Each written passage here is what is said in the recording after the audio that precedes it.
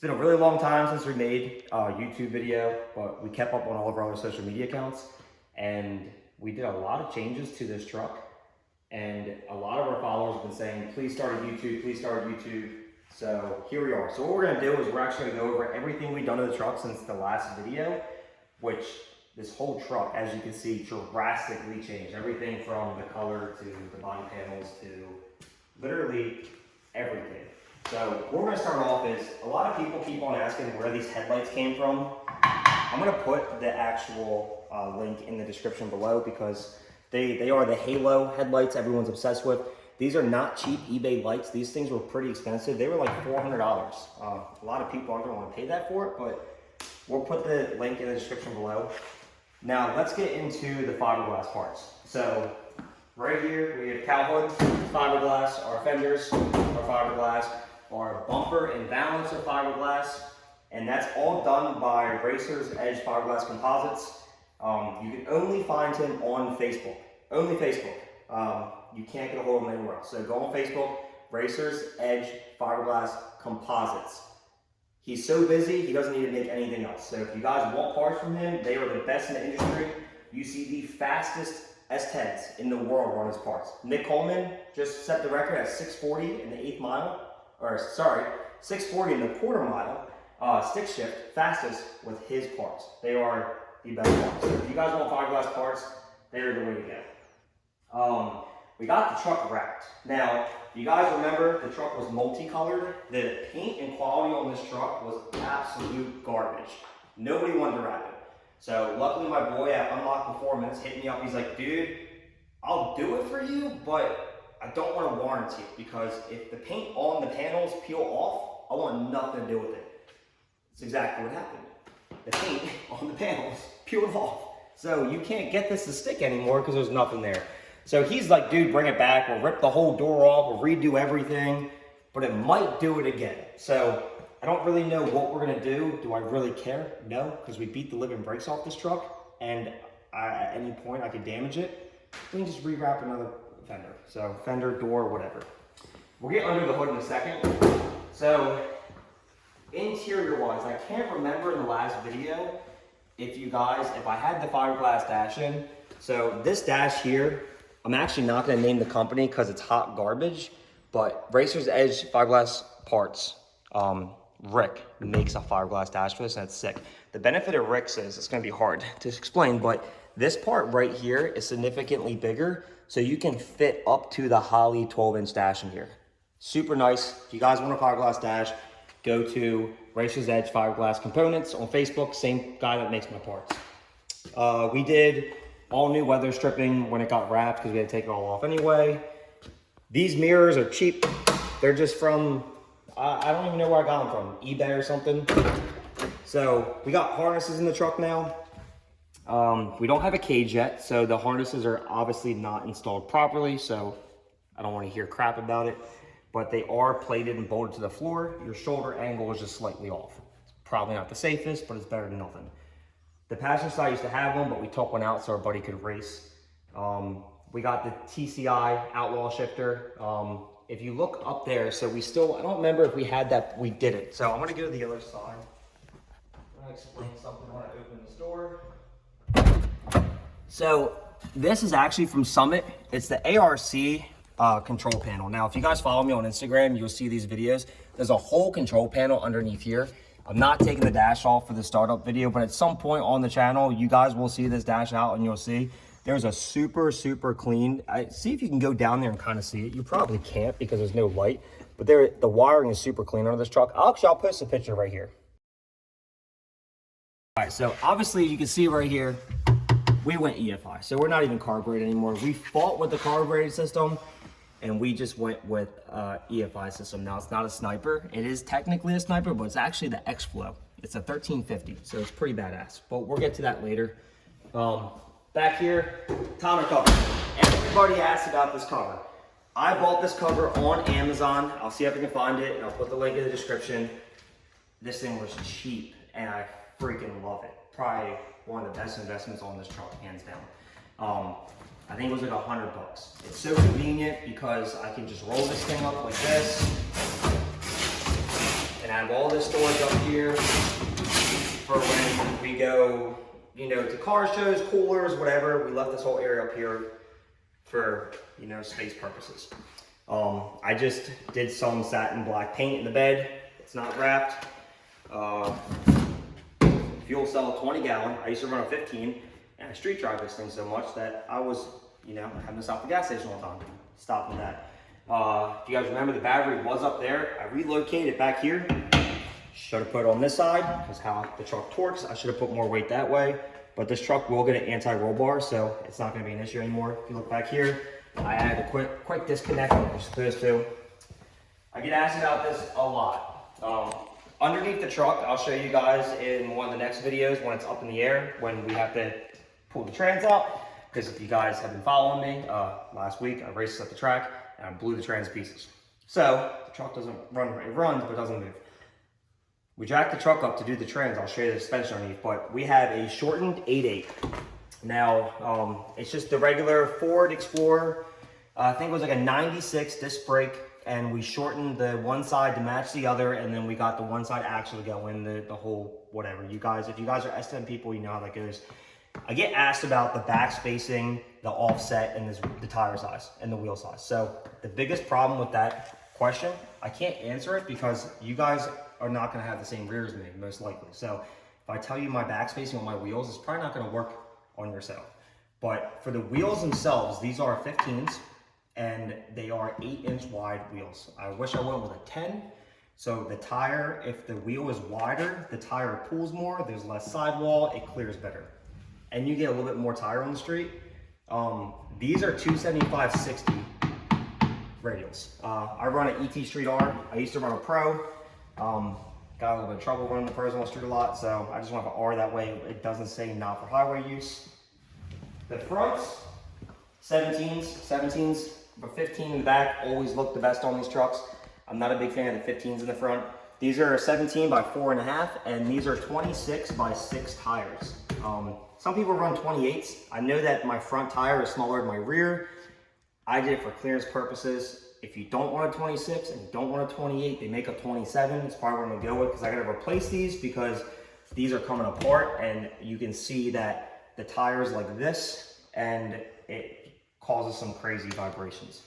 I run a 3-piece front end, so it's a mess right now because I was racing and killing every bug in the world and I don't have to clean it.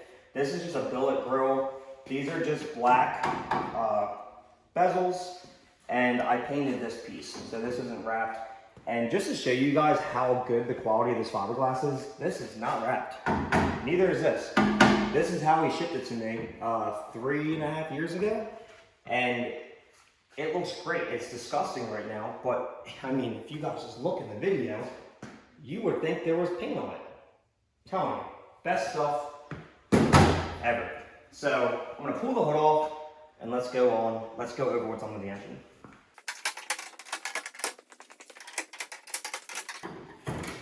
Now this hood is really light. I think it's like 6 pounds. Never need anyone ever to help me. Always just lift it off myself. I bought one of these from Harbor Freight. Great investment. Just lay it like that. All right. So I had the filter off because I already had the hood off before. Don't drive on the street without a filter in case you get a rock. Let's start with the pedal. So we'll go back to the interior for a second. We'll walk in there in a second. So Graham Motorsports, he makes a solid link, solid pedal. All right, so how this works is he sends you this rod, you cut it to length.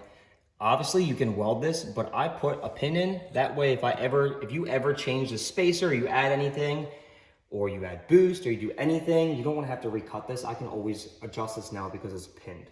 So if you go inside the truck, I'll show you how cool this is.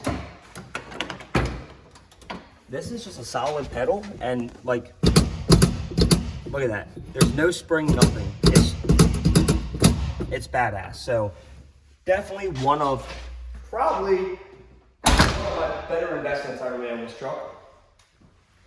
The throttle response is ridiculous. So if you guys are I'm gonna tell you now, you guys are gonna love it. Definitely a good upgrade. So let's talk about the EFI system. So I actually got this used, and it is, I was told it was a Super Sniper, which it's not, which it's even better. It's a X-Flow 1350. So it's an 8 injector X-Flow. It's one of their better units, and it's good for up to 1350 horsepower boosted and 800 horsepower NA. Clearly, this thing does not make 800 horsepower NA. Clearly, this thing is not going to make 1300 horsepower boosted. I'll never run out of power for this. I forget exactly the part number, but the fuel pump I run on the back's good for 900 horsepower, which for the weight of this truck, 900 horsepower will be, I'll never exceed that anytime soon, unless I go like some crazy built motor, something crazy, whatever. As of right now, the truck's pretty quick. Let's go over the radiator. So I get asked this a lot. How does that fit? Why is it so small? It's not small. It's an in-core. So it's literally, if you look at the front, it's flush with the front of this. It's literally thicker than the actual rad support by like a good, probably 3/4 of an inch. If you come from here over, 3/4 of an inch. So this bad boy he's thick, okay? It is a 2-core, and it is 1-inch tubing that flows through it. I've never had any cooling issues ever. If you guys follow my Instagram or the TikTok, I got a lot of heat over this hose because people were saying it's gonna cause restriction issues, it's gonna cause this, it's gonna cause that, it's gonna cause pressure, blah, blah, blah, blah, blah. The inside diameter of this hose is literally the same diameter of what's inside a radiator. So it drives me insane, the fact that people don't understand flow and flow numbers, but you know what, it is the internet, you can't take it to heart. So I just want you to pay attention to how beautiful these fittings are. So these fittings come from PPC, and you got Bill and Bill Sr. that work there. They're in Wilmington, Delaware, and they are hands down the nicest quality part I've ever seen in my life. And I'll show you why. Come over here, okay? Motion Raceworks. Huge, huge supporter of Motion Raceworks. I love their stuff. Look at the quality of their fittings, okay? See all these ridges and stuff? And then just look up here and look at the quality of PPCs. Now, the difference between PPC is they actually send their fittings to be polished before powder coated. So they have that perfect finish before they even get powder coated. These guys just powder coat their stuff, and I'm nothing against Motion Raceworks at all, okay? I run their stuff. You can see I spend a lot of money in Motion Raceworks. I have their steering column, a lot of parts from them. I will never buy any type of fuel line, water line, any type of fitting ever again from anybody else but PPC. Their fittings are next to no one compares to them. They are a little bit more expensive. You get what you pay for. You know, if you want to be broke boy, don't hit them up. They're not going to give you a deal. If you want to have a really nice fitting that doesn't leak and it's good quality, hit them up. It's going to be honest with you guys. If you're going to try to be poor, don't call them because you're going to be pissed off when they give you a price. So I actually had them custom make these lines for me. I got all the parts I needed. I dry fit everything, cut it to where I need, took it back, and they crimped these on for me. Now for these fittings being crimped, look how good that finish still came out. Like if you really wanted to, you could paint this, but it's a crimped fitting, right? So it's gonna take away the finish a little bit, but this is literally one of the nicest upgrades I've done to the truck. I also did one down below too at the same fittings. One of the bigger issues with this whole upper line is the fact that I gotta change it now because I'll show you why in a second. Alternator, Power Master, black, whatever, looks good. I run a Proform water pump. People hate on them. You should go Miser, Meeser, blah, blah, blah. I've ran Proform literally my whole life. I've never had an issue. I don't know why people hate on them. Maybe it's not name brand, whatever. I need to zip tie that up. I forgot to zip tie it up. So I actually just had the balancer go bad. I'll show you it over here. Let me throw some gloves on because this thing is absolutely fucking disgusting. Don't mind the shop, it's a mess. We're getting ready to pour trans out. So if you look at this balancer, this was on the truck. This is not a cheap, this is a professional product. So this balancer was like 300 bucks. Look at this. That ain't supposed to happen. That's no good. So I was driving the truck back and I fucking heard a noise when I shut the truck off, and I started back up. I look under the hood and this thing's going like this. I was like, holy crap. I think I just threw my engine out of balance. So I hit up ATI. They got me hooked up with one. It sucks because that's a waste of money. There's nothing I can do with it.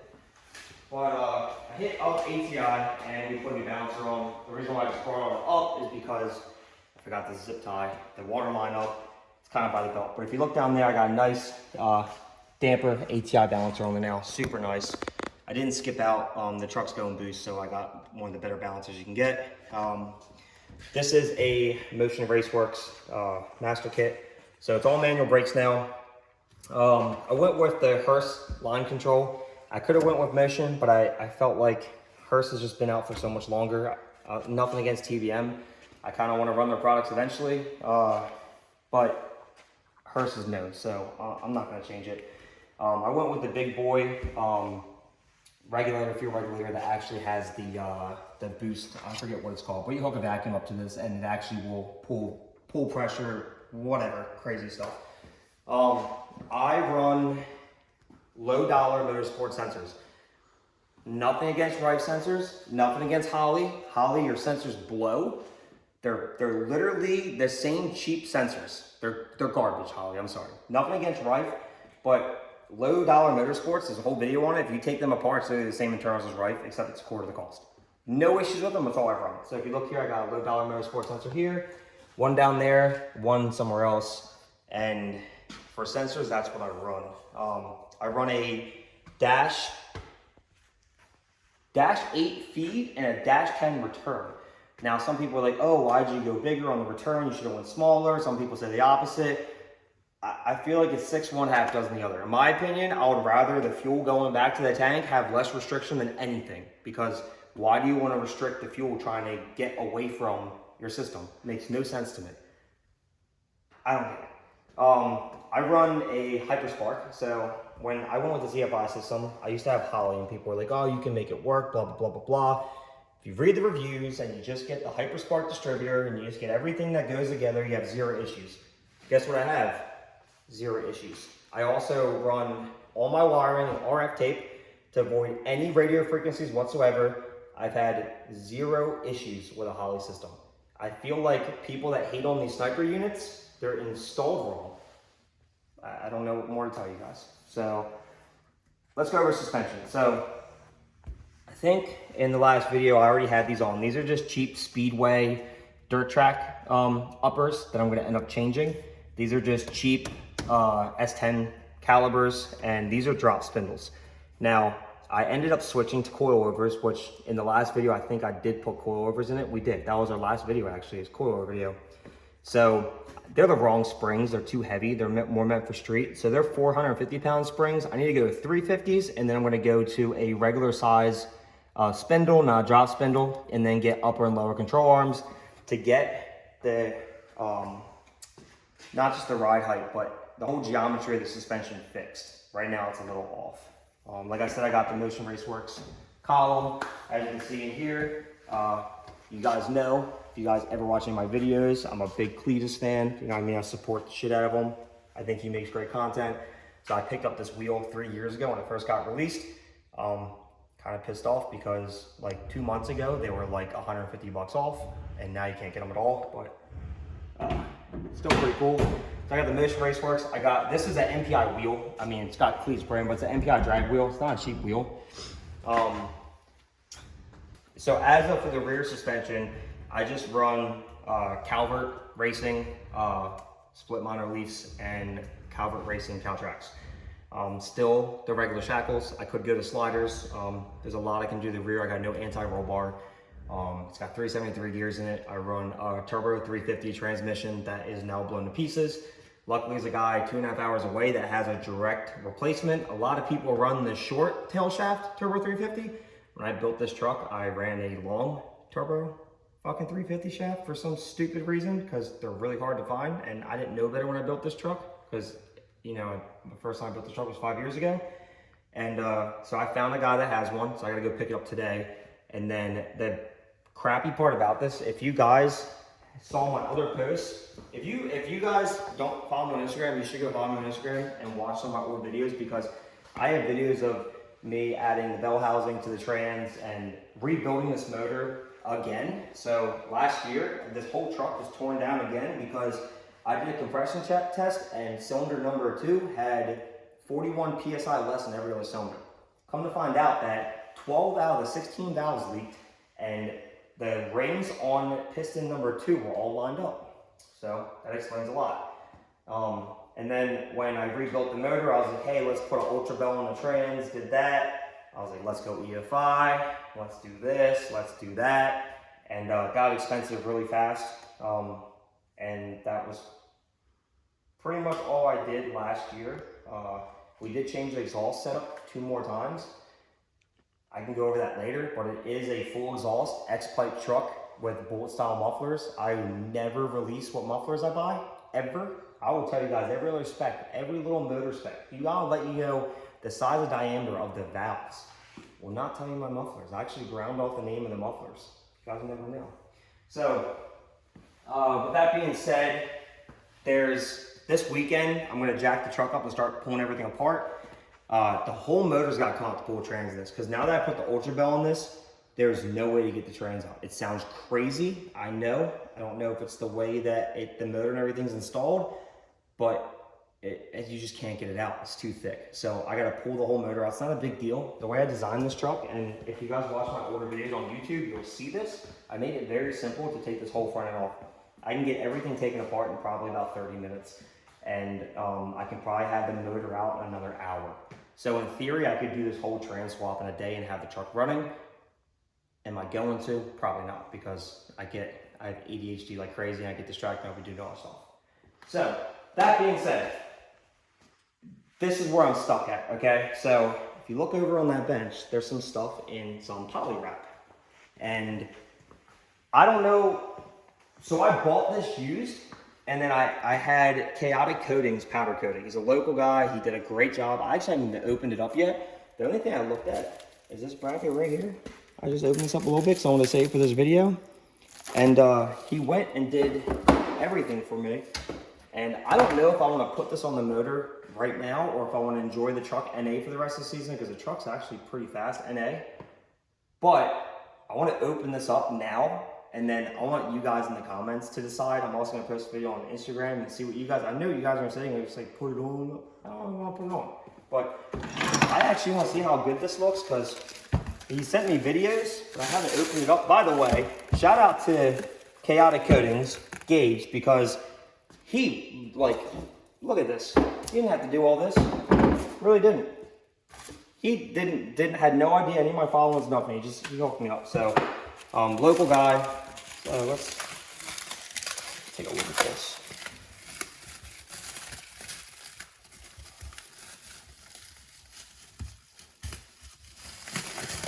Really saran wrap this boy up.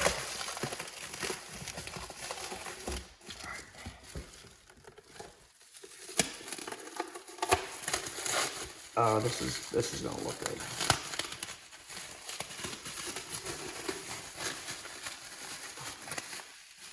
Oh yeah, that's gonna look good. Hold on, let's just listen. And there's no shaft play.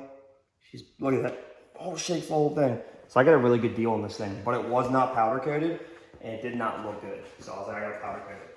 So this John ski, this is why we have an issue with the hose right now. This ain't gonna work no more, because this Johnny McJohners goes right here somewhere. That's gonna look really good. So we're gonna go put this over on the supercharger bench that I bought strictly for superchargers.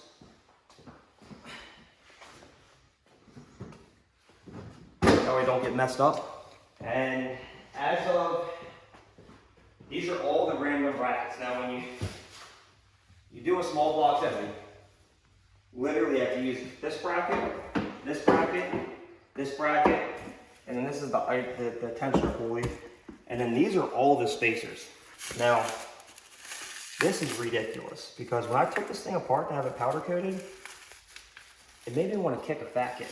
Now, it's pretty messed up to say, but it did, because there's a million bajillion pieces and like 50 bolts.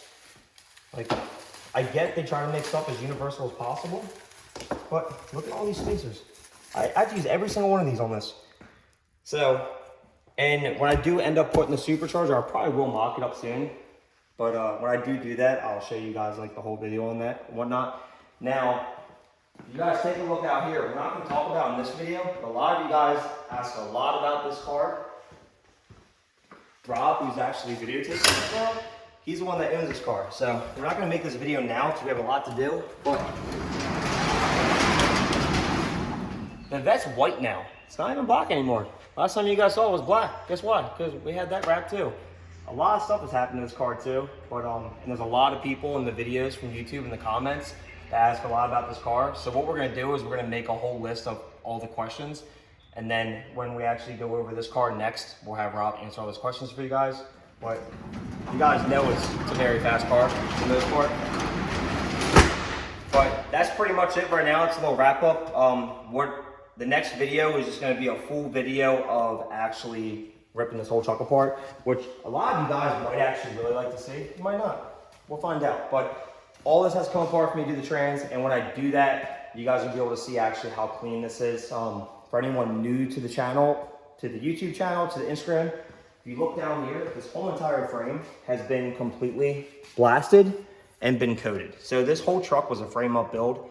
It is a very, very, very clean build. I don't take as much credit as I should for how clean this build is. I'm very picky about everything from my wiring. This is a 4-way EFI system and you barely see any of the wirings. I spent a lot of time. Obviously stuff like this you see right now because we're trying to tune the truck at the track and we had to pull some of the stuff up to reconnect it. But a lot of this stuff I really spent time lumen. I really hit all my wires for my lights. I really spent a lot of time making this truck as clean and make everything as accessible as possible. And even with a small block Chevy, you know how hard it is to get the spark plugs. I got the headers that obviously had a notch around the frame and build custom exhaust and stuff so I can get to every single spark plug with ease. Also, this is cool too. So if you guys know who Race Wire Solutions is, I ordered one of these stores right here, a whole lighting package from them. So this literally controls everything for the lights in the whole entire truck. This is a very nice kit. I bought it during Black Friday, got a good deal on it. I think this kit's like $500 or $600 bucks. I think I paid like $2 something for it on sale.